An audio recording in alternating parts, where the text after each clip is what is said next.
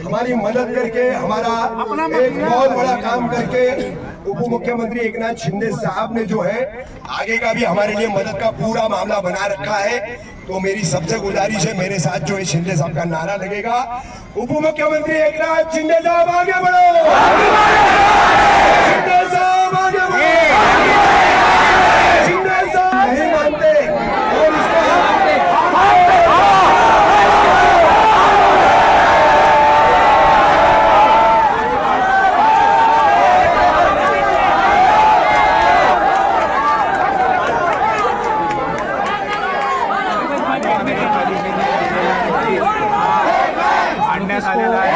छाड़ दिया है।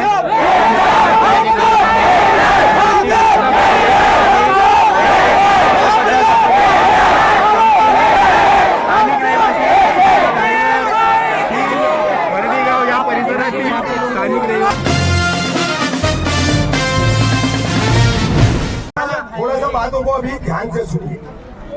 ये नोटिस जो है परसों से खान कंपाउंड, भरडी रोड में सहारा सिटी, मन्नत हॉल का आसपास का पूरा इलाका, तालाब के पास का इलाका, सहारा कंपाउंड जो शील महापे रोड पर आता है, उसके बाद अचार गली, उसके बाद शील सर्कल के पास आसपास, ऐसी ये जो नोटिस मेरे हाथ में है और हमारे में से कई लोगों ने ये नोटिस जो पकड़ी हुई है, इस तरह की नोटिस टोटल 52 जगह पर दी गई है। 52 अब ये 52 नोटिस जो है, इसमें लगभग 35-40 बिल्डिंग है और 12 से 13 बड़े बड़े गोदाम और काले हैं।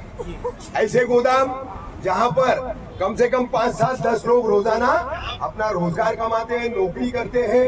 उस गोदाम में वो मालिक अपना धंधा कारोबार करता है। ऐसे वो गोदाम अब इसमें कार्रवाई की जद में शामिल किए गए हैं। अब यहाँ पर ये 52 बिल्डिंग की पहली नोटिस है आप लोगों को। अभी इससे पहले जैसे कि आप लोगों को पता होगा, कान पर बात आई होगी, उस वक्त खान कंपाउंड इस नोटिस के दायरे में नहीं आया था।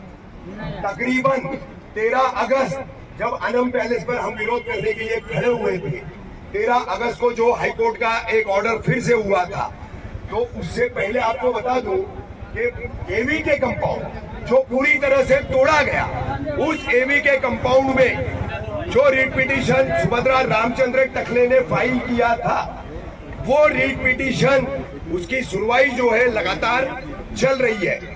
और उसी रिट पिटीशन की सुनवाई में 12 जून को हाईकोर्ट की बेंच ने ऑर्डर किया एवी के कंपाउंड तोड़ने का।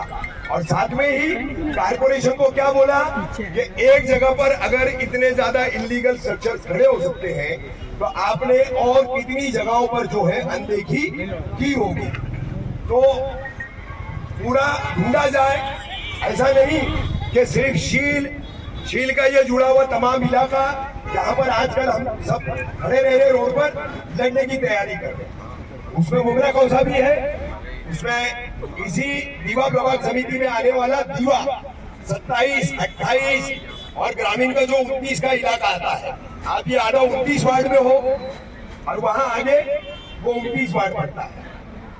उसके बाद बची 6 प्रभाग समितियां ठाणे सिटी की, कोपरी नौपाड़ा, भागले वर्तक, मानपाड़ा माझीवाड़ा, ओबले और एक कलवा, ऐसी ये टोटल 6 और एक 7 और हमारी ये 2। तो हाईकोर्ट ने साफ बोला था कि 9 के 9 प्रभाग समितियों के सारे इलीगल कंस्ट्रक्शन पर आप कार्रवाई करोगे। लेकिन कारपोरेशन क्या कर रही है, जहां अब्दुल दिख रहा है वहीं बुलडोजर चला रही है।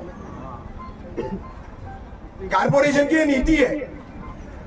ये नोटिस अब परसों हम लोगों को शील टाइगर पुलिस स्टेशन के हमारे जो सीनियर पीआई है रामचंद्र पौल साहब, उन्होंने हम लोगों को बुलाया। आप यकीन नहीं करोगे, 14 जून को मैंने एवीके में बोला था, 14 जून को मेरी बात को लोग सीरियसली तब भी नहीं ले रहे थे।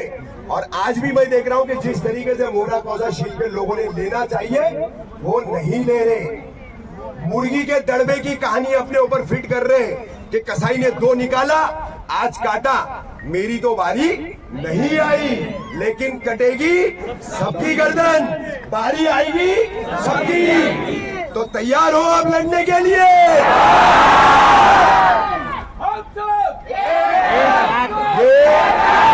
ये हमारी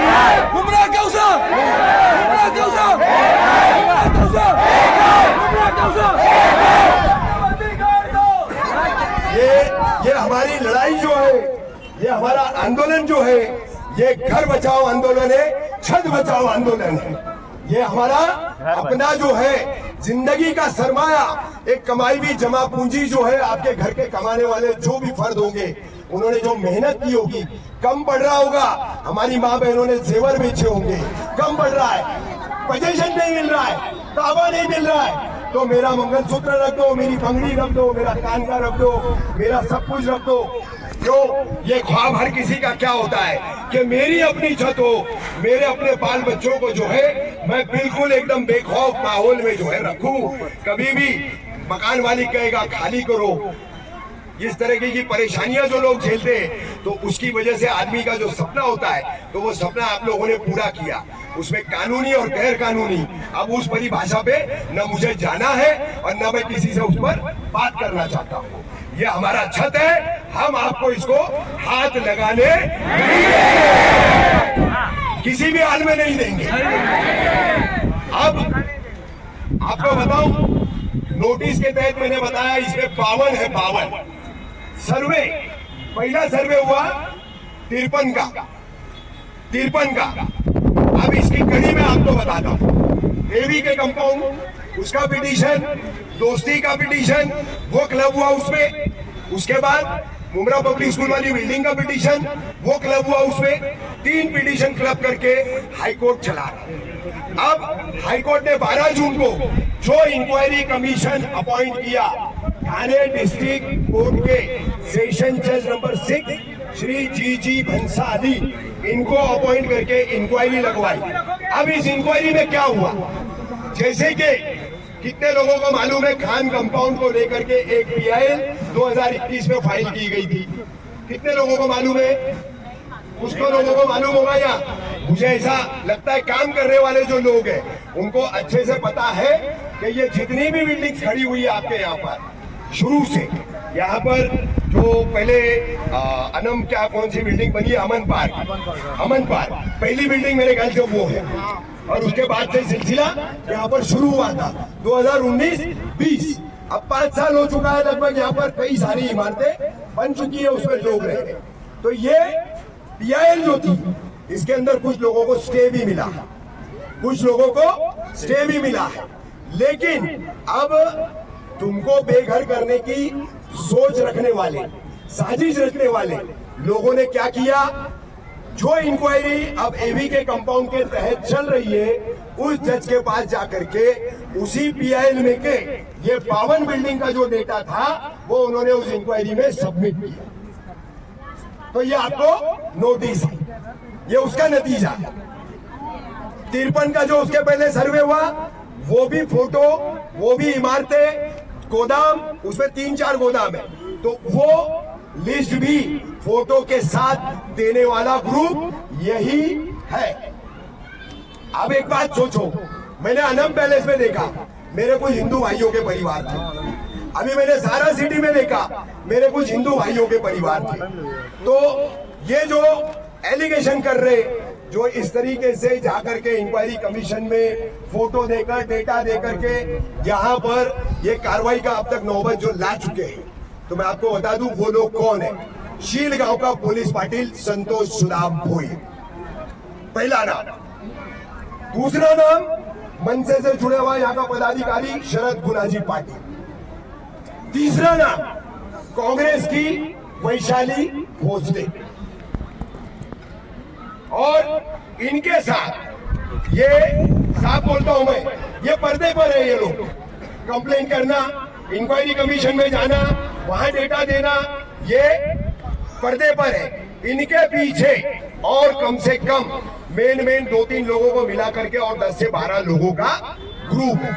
थाने में कितनी मेहनत करता है गरीब घर बनाने में, और तुमको तरस नहीं आता घरों पर बुलडोजर चलाने में।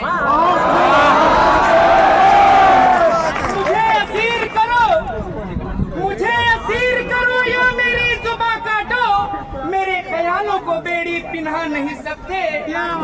जितने भी शासन प्रशासन और पुलिस है, मैं उनको कहना चाहता हूँ कि हम अपना हक मांग रहे हैं।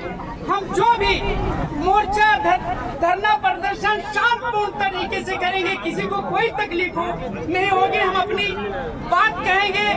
रफीक भाई जो हमारे शहर के वरिष्ठ पत्रकार हैं, कितना मेहनत कर रहे हैं, और उम्मीद है कि एक जो है आशा की किरण जागी है, और वो किरण है एकनाथ शिंदे।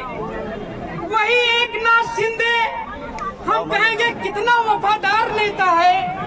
अभी लोकसभा चुनाव में अपने बेटे के लिए कितना घर घर गए और हाथ जोड़ करके कहा कि मेरे बेटे को मुमरा कौसा से लीड दे दो, लेकिन किसी ने नहीं दिया।